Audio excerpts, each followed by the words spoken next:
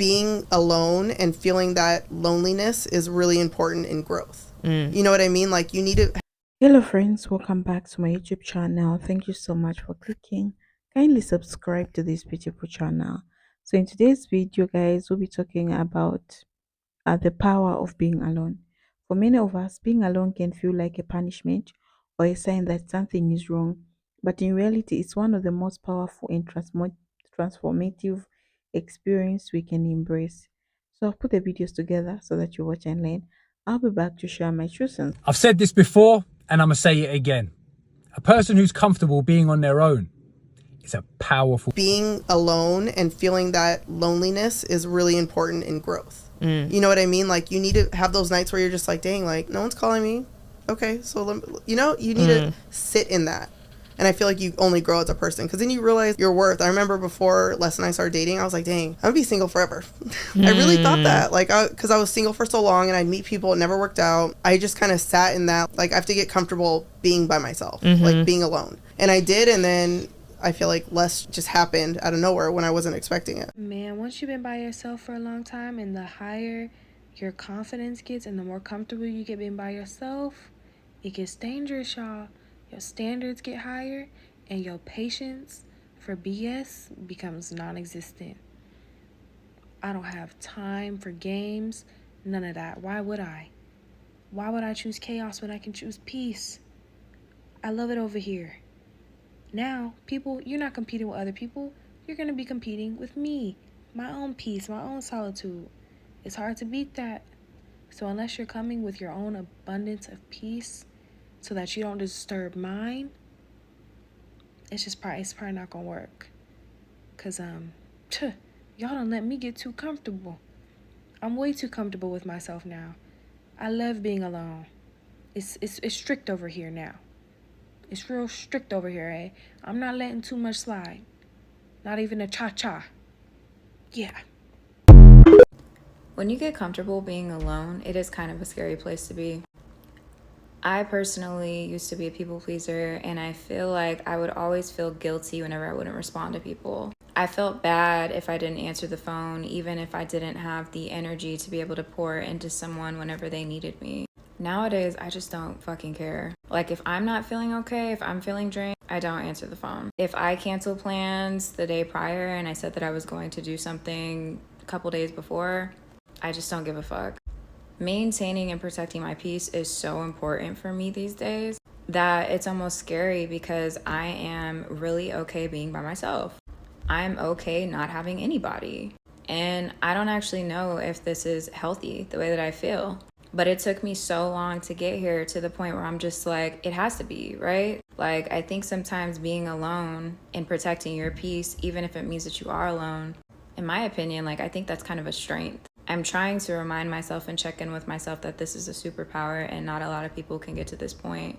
However, what I'm trying to say with this is that sometimes we do get to a point where we're going to question ourselves, especially when things start to feel a little bit different. When we do start setting boundaries, when we do start telling people no, when we stop responding, when we're not 100% like always available for people when they need us right then and there, it's a scary fucking place to be. For me personally, I'm just trying to embrace this and remind myself that I am still human, I am still loving, but maybe this is just the current phase that I'm going through where it's okay to isolate and it's okay to be comfortable being alone. When you start to become more intentional about yourself, everything changes. When you start to prioritize yourself and you become the center of your world, along with God, of course, everything changes. You even start to date differently. In my opinion, I think a lot of women center men to be the center of their world. Like, it's always about getting a man, finding a man, keeping a man. When you start to prioritize yourself and making yourself the center of your world, you start to realize, is this man enough for me? You don't want to rush into a relationship anymore. You actually want to take your time and be intentional, because everything else in your life starts to become intentional. You actually start to date with a purpose, and I think that a lot of people can just sense that about you. Instead of you trying to convince somebody that you're a girlfriend or you're a wife, they just already know that about you, and they kind of feel that. It's something in your aura, it's something in your essence that kind of just oozes off of you. You're no longer trying to convince someone anymore because you already know that you are worthy enough. I think that makes you really slow down. You don't date from lack anymore. I think a lot of women and men too, they date from a place of lack. Oh, I will never meet someone as good as this person. Just appreciating yourself and appreciating your values. And when you start to really appreciate your values and appreciate yourself, you're only going to attract the same type of energy. If you're a woman that can go out by yourself to a bar, to a club, to a party, to an event, typically like a social environment, you're a different breed. And let me tell you why. You need to have a certain level of confidence to where you can walk in there and not feel intimidated that you're alone, not feel intimidated at the fact that a lot of people either are there with a friend or with their boyfriend, girlfriend, whatever. Today, I went out to a comedy club. I've never been to one, but I really wanted to experience it. My ring light just went out, but when I got there, I noticed that everybody was either in a couple or in a friend group, and I was okay with that. Like, I was secure and comfortable being there by myself, and I had the best time. I value friends and I love hanging out with people, but I've really come to enjoy my own company. Get comfortable being alone. Get comfortable with yourself. Once you can do that, you will be so unstoppable. That's a video, guys. So I'm just here to share my true sense, like what I think about today's video. The power of being alone. Okay, alone. One of the first thing that being alone allows is space to reconnect with yourself. In our today lives, we are bombarded with opinions, expectations, and influences from everyone around us. We spend so much time being what others need us to be, friends, partners, employees, that we forget to ask ourselves, who am I really? When you're alone, you have the chance to strip away all the noise. You can sit with your thoughts, explore your feelings, and rediscover what truly makes you happy. It's not about shutting people out, it's about turning it back into yourself. Solitude is when strength is built. When you're alone, you learn to rely on yourself in a way that you might not have thought possible. In those moments of quiet when you realize I can handle this, I am capable. It doesn't mean you don't need others, it means you don't lose yourself when they're not around. That kind of inner strength is powerful and it can only be developed when you allow yourself to sit with the discomfort of being alone and grow through it. There's something magical about what happens when you're alone. Your mind begins to wander, in that wandering creativity is born.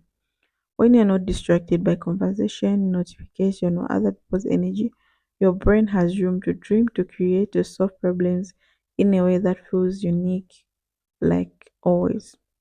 Some of the greatest ideas that most life changing emphasis came when you're alone is so coincidence. It's the reality that comes with having time to think deeply and freely.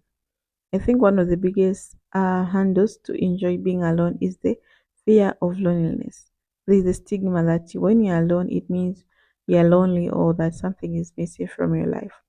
But there's a difference between loneliness, okay, and solitude. Loneliness is longing for connection, while solitude is choosing to be with yourself. And when you learn to embrace solitude, you realize that being alone doesn't have to feel empty. It can feel full of peace, full of discovery, full of life. Being alone is one of the best ways to cultivate self love. When you're by yourself, you're faced with the parts of you that you might usually distract yourself from, the insecurities, the doubts, the fear, and all that might sound scary is actually a gift. It's in those moments that you learn to accept yourself as you are. You realize you don't have to be perfect to be worthy of love and kindness, especially from yourself. And when you love love yourself, being alone doesn't feel lonely anymore. It feels like being in the best company of yourself. When you have learned to be alone, your relationship with other people or other changes in the best way. You're no longer looking for someone to fill in the void or to complete you. Instead, you're able to show up as your whole self, ready to give and receive love in a way that's healthy and balanced. Being alone teaches you that you don't need someone else to validate your worthy, and that makes connection with others more genuine because you are there out of choice, not out of need. Being alone is not something to fear or avoid, it's a chance to grow, to heal, and to truly know yourself. When you embrace the power of solitude, you discover strength, creativity, and self love that you might not have realized you had. So, if you're in this session of being alone, don't rush to feel the silence.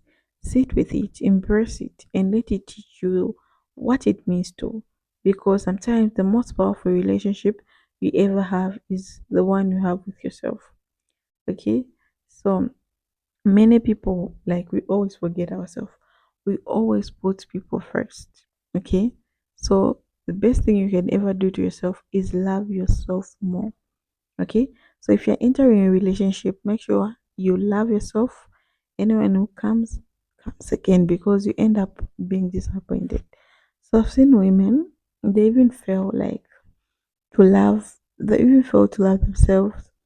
They give all to their men, to their husbands. At the end of the day, if anything happens, they want to divorce, it becomes a very hot issue. Okay, so some people, they don't know how to detach from people, and it sounds so unbelievable because you've invested so much time in this relationship.